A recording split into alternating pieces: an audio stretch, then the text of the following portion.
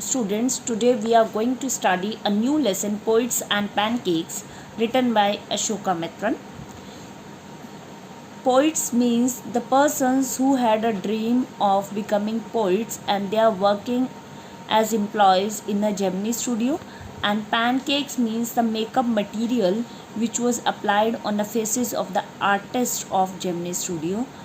The Gemini studio, which was located in Chennai, it was set up in 1940 and it was one of the most influential film producing organization of India in the early days of Indian filmmaking.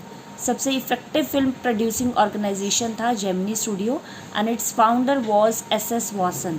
Number 1 पर जो उसके person था वो कौन था? S Vasan, जो वहाँ का फाउंडर था. Tamil writer Ashoka Mitran recounts his years in the company in the book My Years with Boss.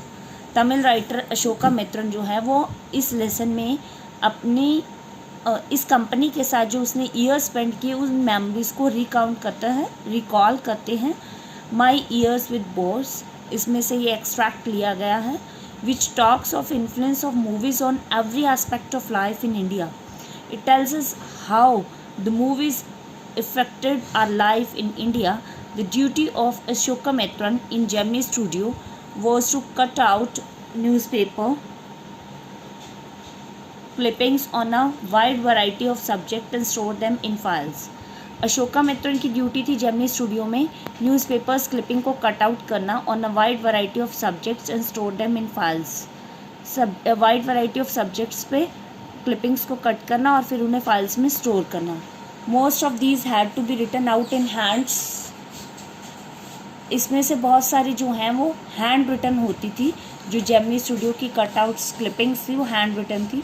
Although he had performed on insignificant function, he was the most well informed of all the members of Gemini family. Although he had performed on an insignificant function, कि उनका जो work था वो उतना important नहीं लगता था. He was a most well informed of all the members of the Gemini family. But उन जेमिनी फैमिली के मेंबर्स में वो सबसे ज़्यादा वेल इन्फॉर्म्ड पर्सन थे, जिनको सबसे ज़्यादा नॉलेज थी उस जेमिनी फैमिली के बारे में. Gemini family means the persons who were working in the studio of Gemini which was located in Chennai. Pancake was a brand name of makeup material. यहाँ पैनकेक है. बिग केक्स जो makeup material के लिए apply होते थे उनका brand name था ये pancake. And Gemini studio brought in truck loads. It was bought in truck loads. Bought यानी purchase in truck loads means huge quantity में pancake was purchase. Greta Garbo, Miss गोह and Vyjayanthimala too. All these three heroines, Greta Garbo, Miss Goha and Vijanti Mala, they were the heroines of 1950s and they must have used it. But if we talk about Rati Agnihotri, so Rati Agnihotri is a heroine of 1990s. That's why she must not have heard it. The makeup department of Gemini Studio was in upstairs of a building that was believed to have been Robert Clive Stable's.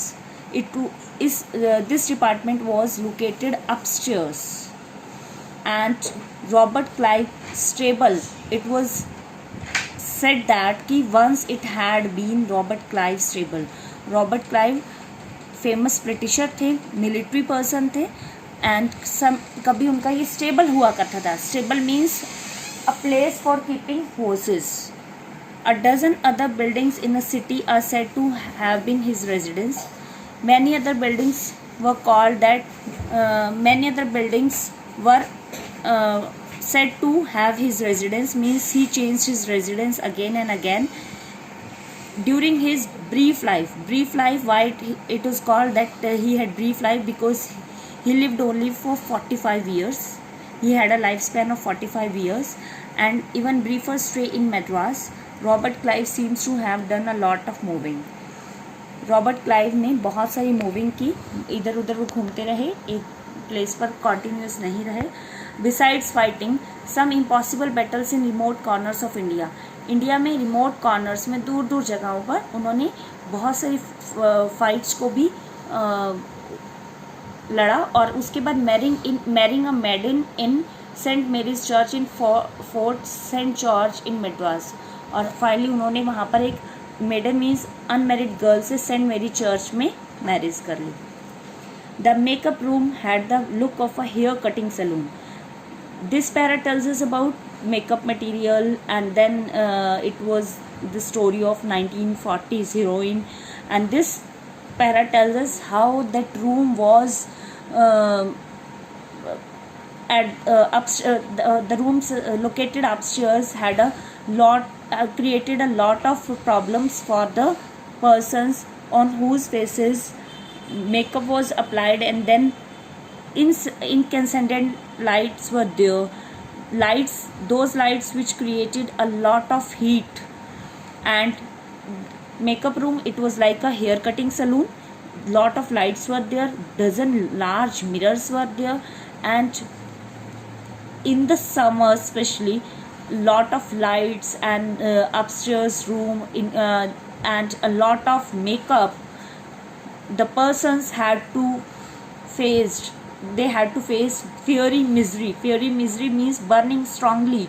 Misery means physically distress, physical distress, कि उन्हें बहुत problem होती थी, इतना ज़्यादा वहाँ पर lights होती थी और इतना ज़्यादा वहाँ गर्मी होती थी, और ऊपर से उनके फेसेस पर डिफरेंट टाइप के मेकअप को अप्लाई किया जाता था. The makeup department was first headed by a Bengali. सबसे पहले वहाँ पर कौन आए? Bengali.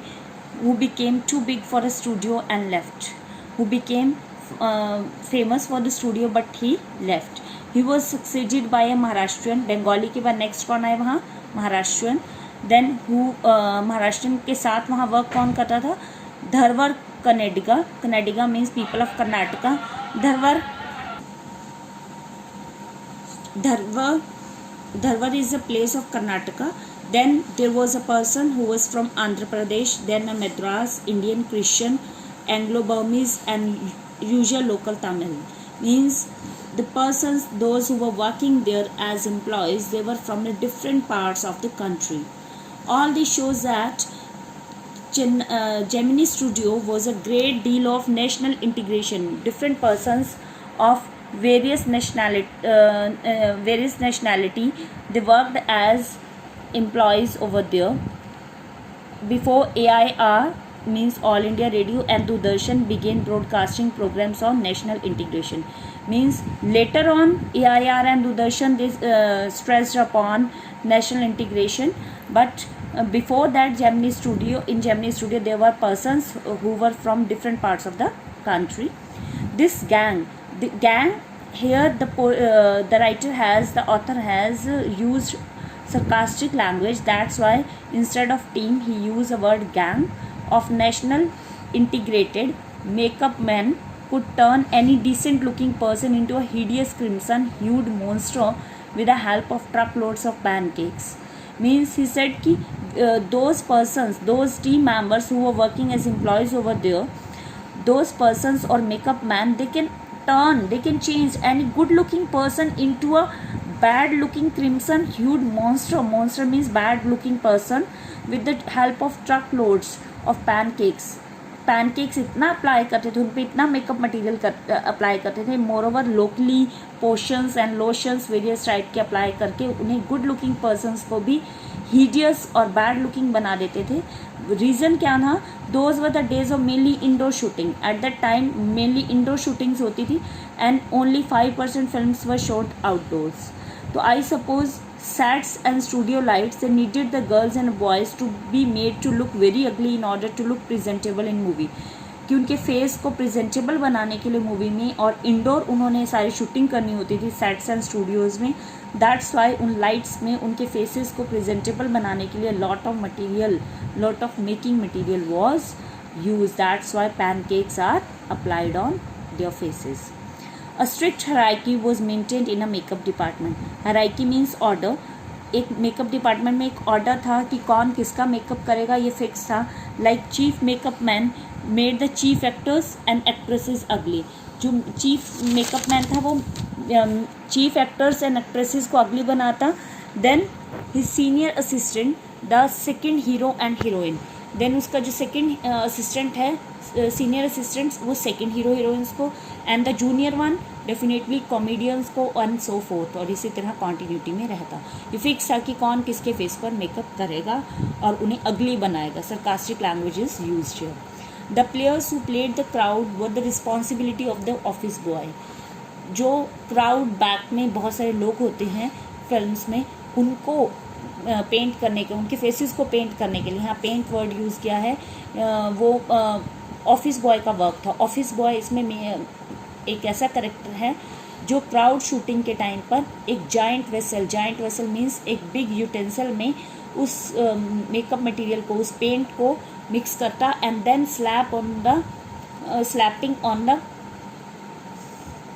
crowds and slapping on the crowd's makeup, slapping it on the crowd's player, and finally उसे फिर क्राउड प्लेयर्स के फेस पर स्लैप करता, मीन्स अप्लाई करता.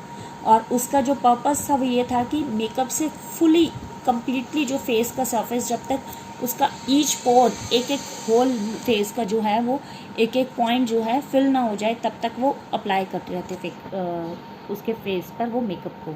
He was not exactly a boy. वो exactly एक बॉय नहीं था. वो अर्ली 40s में था, 40 years में था, and having entered the studio years director और lyrics writer.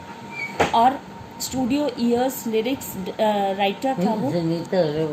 He was a bit of that office boy was not exactly a boy. He was in early 40s, approximately 30 to 40 years के बीच में उसकी as थी.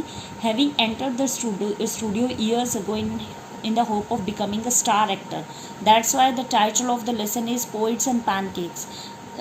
Because the person who joined over there, he had a dream. He was having a dream in his eyes to become a star actor or a top screenwriter or director or lyrics writer, but he was not able to do that particular role, and finally he was given the responsibility of office boy. Office boy means who did petty jobs in the offices or that studio. He was doing the petty job of applying makeup on the faces of the crowd. He was a bit of poet. And then in those days I worked in a cubicle. Ashoka Mitran means the author said कि I had a cabin and those two whole sides of which were French windows. और उस cabin में क्या था कि French Windows थी. French Windows means the Windows which were having mirrors on the top of it. Means एक cabin है और उसके चारों तरफ जो है 3 साइड्स पर मिरर्स हैं, विंडोज विद मिरर्स हैं. और कहते हैं उस टाइम मुझे पता भी नहीं था कि it was called French Windows. Means it was clearly visible from any one side. Seeing me sitting at my desk, tearing up newspaper day in day out. Ashoka Mitran जो ऑथर हैं वो ये कह रहे हैं कि मेरा डेस्क पर वर्क क्या था, tearing up newspapers day in and day out. Full day newspaper cuttings को कट करना. Most people thought I was doing next to nothing. और लोगों को लगता था कि न्यूज़पेपर्स की कटिंग करना it was not a work, and उन्हें लगता था कि I am completely free and it is likely that boss thought likewise too. और ऐसा लगता था जैसे बॉस सोचते थे मेरे बारे में कि मैं कुछ नहीं करता. So anyone who felt I should be given some occupation. किसी को भी लगता है कि मुझे कुछ भी काम देना है, would barge into my cubicle. He strongly entered in my cubicle means that cabin and then deliver an extended lecture. Long lecture देकर मुझे चला जाता कि तुम ये भी काम करो वो भी करो. बिकॉज उन्हें लगता था न्यूज़पेपर कटिंग्स को कट करके सेट करना it was not a work. The boy in a makeup department had decided I should be enlightened on how great literary talent was being allowed to go waste into a department fit only for barbers and perverts. Perverts means the persons who adopt wrong way of life, जो ज़िंदगी में गलत राह पर चल पड़ते हैं. तो उन्हें लगता था जो ये पर्सन था, जो ऑफिस बॉय था मेकअप डिपार्टमेंट का, उसे ये लगता था कि अब मुझे वो नॉलेज दे आकर अपनी ग्रेट लिटरेरी टैलेंट जो है वो ये बताए कि कैसे उसकी ग्रेट लिटरेरी टैलेंट. यहाँ उसने बताया ना कि वो कुछ बिट ऑफ पोइट था, तो वो बताने आ जाता था मुझे कि कैसे उसकी लिटरेरी टैलेंट जो है वो बेकार हो गई इन बार्बर्स और इन पर्वर्ट्स को सेट करने में. I was praying for crowd shooting all the time. I was praying for crowd shooting all the time, कि जब वो मेरे पास आता है अपनी सारी बातें बताता है कि मेरी लाइफ में मैं ऐसा था वैसा था और अब मैं उन लोगों का मेकअप कर रहा हूँ जो लोग बार्बर्स और पर्वर्ट्स हैं, ऐसे लोगों का भी मेकअप कर रहा हूँ.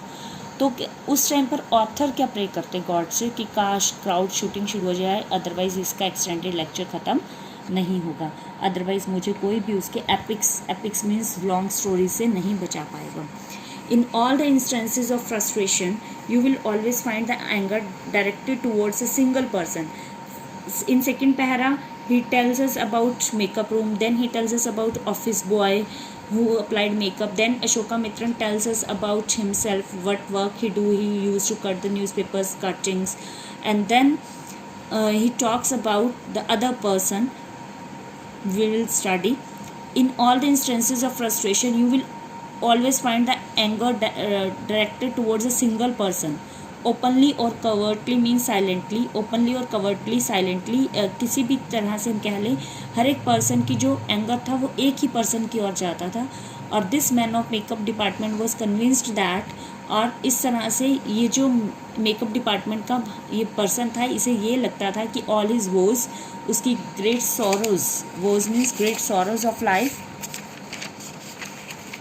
इकोनॉमी और public shame and neglect were due to Kothamangalam Subbu. ये सब कोठामंगलम सुब्बू की वजह से है. अब ये जो सुब्बू है ये SS वासन नंबर 1 पर था और Subbu was the number 2 at Gemini Studio. उसके बाद जो इम्पॉर्टेंट पर्सन था वो वहाँ पर जेमिनी स्टूडियो में वासन के बाद वो था सुब्बू. तो सबको लगता था कि जो पब्लिक शेम है वो अनकेयर्ड पर्सन्स रह गए just because of Subbu. He couldn't have a more encouraging opening in a film than our grown-up makeup boy had. कि उनकी encouraging opening नहीं हो सकी थी फिल्म्स में than our grown-up makeup boy had, जितनी grown-up makeup boy की हुई, क्योंकि वो पहले आए थे. On the contrary, he must have had to face more uncertain and difficult times. और definitely जब स्टार्टिंग में आए तो उन्हें बहुत ही, सुब्बू को बहुत ही uncertain और difficult times को फेस करना पड़ा. For when he began his career, there was no firmly established film producing companies or studio. तो कोई भी स्टूडियो पूरी तरह से established नहीं था. Even in a matter of education, especially formal education. और अगर हम एजुकेशन की बात करें तो स्पेशली फॉर्मल एजुकेशन में कुछ भी ऐसा फिक्स नहीं था. उन्होंने कोई भी फॉर्मल एजुकेशन नहीं ली हुई थी. Formal education like schools colleges में जाकर एजुकेशन लेना, तो ऐसा नहीं था. सुब्बू बहुत ज़्यादा एजुकेटेड नहीं थे. Subbu couldn't have an appreciable lead over our boy. तो वो अप्रिशिएबल लीडर नहीं थे हमारे बॉय के, but by the virtue of being born a Brahmin. But उनका सबसे बड़ा वर्च्यू क्या था कि वो एक ब्राह्मीण थे, ब्राह्मीण फैमिली से बिलोंग करते थे. And he must have had to exposure of more affluent situations and people. वो ब्राह्मीण फैमिली से बिलोंग करने के कारण बहुत बड़े बड़े लोगों से, बहुत पावरफुल पीपल और सिचुएशन से उनके सोशल लिंक बहुत सारे थे, इसीलिए शायद वो इतने ज़्यादा फेमस हो गए, इतने ज़्यादा सक्सेसफुल हो गए अपने करियर में. He had the ability to look cheerful at all times even after having a hand in flop films. Flop films में भी hand होने के बाद he used to look cheerful. Cheerful means happy. He always had work for somebody. He used to work for someone. He could never do things on his own.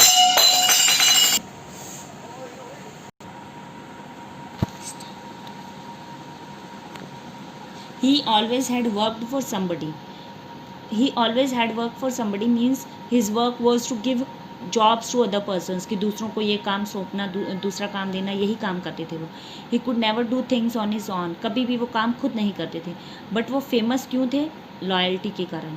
एक तो principle यानी himself with his principle completely and turn his entire creativity to his principles advantage. उनकी identity थी, वो principal को अच्छे से जानते थे, SS वासन को, और अपनी पूरी क्रिएटिविटी को प्रिंसिपल के फ़ायदे के लिए यूज़ करते थे वो. He was tailor made for films. He was perfectly made for films because he was a man who could be inspired when commanded. वो ऐसे थे जो इंस्पायर कर सकते थे जब कमांड किया जाए. और एक सिंपल से कोई भी ऐसा रोल होता था जिसको हम सोच भी नहीं सकते कि रैट्स की फ़ाइट हो रही है, यहाँ एक पूरा एक सीन बताया कि सपोज़ ऐसा सीन उन्हें क्रिएट करना होता था कि रैट्स की फाइट होगी टाइग्रेस के साथ अंडर वाटर और किल्स हर, और वो उसे मार देती है, but takes pity on the cubs. But जो रैट है वो उस टाइग्रेस के बेबीज़ यानी कब्स पर पिटी सिंपथी शो करता है और उन्हें अफेक्शन शो करता है, उसे लविंगली उन्हें केयर देता है। I don't way of the rat pouring affection on it's victim of suffering, कि कैसे पॉसिबल हो सकता है कि ऐसा हो, ऐसा सीन प्रोड्यूस किया जाए, the producer would say. And Subbu कहता है कि वो 4 वेज बता सकता है rat pouring affection on it's victim of spring, कि कैसे वो रैट जो हैं अपना अफेक्शन उस कब्स पे शो करेंगे। Good, I am not sure it's effective enough, कहते हैं मुझे पता है, I am not sure it's effective enough, effective होंगे। The producer would say and in a minute, अगर वो कहते हैं कि सपोज ये सीन इफेक्टिव ना हुए, तो अगर प्रोड्यूसर इतना ही कह देते तो सुब्बू उसके बाद डिफरेंट 14 मोर ऑल्टरनेट्स बता देते किस तरह से इस सीन को शूट किया जा सकता है। Film making must have been was not easy with a man like Subbu around, film making easy नहीं थी बिकॉज वहाँ सुब्बू जैसे पर्सन्स थे जो ऑलवेज दूसरों को वर्क देते रहते थे। There was a man who gave direction and definition to Gemini studio, कब दिया उन्होंने उसे डेफिनेशन जेमिनी स्टूडियो को, उसके गोल्डन ईयर्स में जब बहुत ही फेमस हो गया था। And Subbu had a separate identity as a poet, उनकी अपनी एक आइडेंटिटी थी एक पोइट की तरह। Though he was certainly capable of more complex and higher forms, he deliberately यानी knowingly chose to address his poetry to masses, वो जानबूझकर अपनी पोइट्री को मासेस में, मासेस यानी ग्रुप ऑफ पीपल में एड्रेस करते। His success in film overshadowed and dwarfed his literary achievements, और फिर कहते हैं कि अगर वो फिल्म्स में आया तो शायद उनकी लिटरेरी अचीवमेंट्स जो हैं वो ड्वार्फ्ड होती गई, छोटी होती गई, कम होती गई। सो हिज क्रिटिक्स फेल्ट, ऐसा कौन सोचते थे उनके क्रिटिक्स की फिल्म्स में आने के कारण उनकी लिटरेरी अचीवमेंट्स जो हैं वो कम पड़ गई हैं, कम होती जा रही हैं, उनकी टैलेंट ख़त्म होती जा रही है। He compose several truly original story poems in folk reference and diction, folk reference and diction means poem writing का स्टाइल है। एंड उन्होंने ये सब कंपोज किया। एंड देन उन्होंने एक स्प्रॉलिंग नॉवल जिसका नेम है Thillana Mohanambal with dozens of very deftly etched characters, बहुत सारे करेक्टर्स हैं उसमें, ये उनकी स्टोरी पोएम्स एंड नोवेल की बात कर रहे हैं कि वो उन्होंने ये सब क्रिएट किया था। ही quite successfully recreated the mood and manner of devadasis of early 20th century, कि वो किसी के भी मूड को अपलिफ्टेड कर देते थे, रिक्रिएट कर देते थे। And that's why he was called an amazing actor, उनमें बहुत क्वालिटीज़ थी सबके मूड को रिफ्रेश करने की। He never aspired to lead roles but whatever subsidiary role he played in any of the films, कभी भी उन्हें लीड रोल नहीं मिला, बट जो भी रोल्स उन्हें मिले ही परफॉर्म बेटर देन अ सपोज्ड मेन प्लेयर, उन्होंने मेन प्लेयर से, मेन हीरो हीरोइन से भी बेटर परफॉर्म किया। He had a genuine love for anyone he came across, उनकी लाइफ में सबके लिए वो लव शो करते थे। उनके हाउस जो था उसमें बहुत सारे लोग रहते थे जो नियर एंड फार रिलेशंस के थे, नियर एंड फार रिलेटिव्स से, and acquaintances means known persons भी उनकी फैमिली में, उनके घर में वो रहते थे। It seemed against Subbu's nature to be every conscious that he was feeding and supporting so many of them, कि वो उन सबको फीड कर रहा है, सपोर्ट कर रहा है, ये उनके नेचर में ऐसा लगता था कि कॉन्शियस हैं वो इस चीज़ को लेकर। Such a charitable and improvident man who doesn't worry about future, ऐसे charitable man, helping persons, helping hand, yet he had enemies, still उनकी लाइफ में उनके एनिमीज थे। Was it because he seemed so close and intimate with the boss, इसका reason क्या सिर्फ यही था? क्वेश्चन पूछा जाता है कि यहाँ पर यही क्वेश्चन अराइज होता है कि क्यों उनके इतने सारे एनिमीज थे, इतना चैरिटेबल पर्सन होने के बावजूद भी शायद ये रीज़न था कि वो बॉस के एस वासन के बहुत ही क्लोज फ्रेंड थे mister Subbu. And was it his general demeanour means behaviour that resemble a sycophant, और शायद उनका जो बिहेवियर था वो एक फ्लैटरर की तरह, जो बटरिंग करते हैं उनकी तरह था। और हिज रेडीनेस टू से नाइस थिंग्स अबाउट एवरीथिंग, या वो हमेशा नाइस थिंग्स कहते थे हर एक चीज़ के बारे में, इसीलिए प्रोड्यूसर उन्हें पसंद करते थे। In any case there was this man in a makeup department who would wish that direst things for Subbu, और इस तरह से there was this man in a makeup department, कुछ भी हो जाए बट ये जो मेकअप डिपार्टमेंट का ये जो पर्सन था, who would wish direst things for Subbu, जो चाहता था कि जो सुब्बू है उसके लिए बहुत सारी चीज़ें, बहुत सारी बातें कहा करता था सुब्बू के लिए. This whole para tells us about Subbu, who was the most famous person of Gemini Studio, and he was at number 2. Then he was a charitable type of person. Then he was able to give different ways to a single shot, where other persons were not able to speak how to shoot that scene. He was able to give different ways to shoot that particular scene. This was the qualities of Subbu. We will study the rest of the lesson in our next video.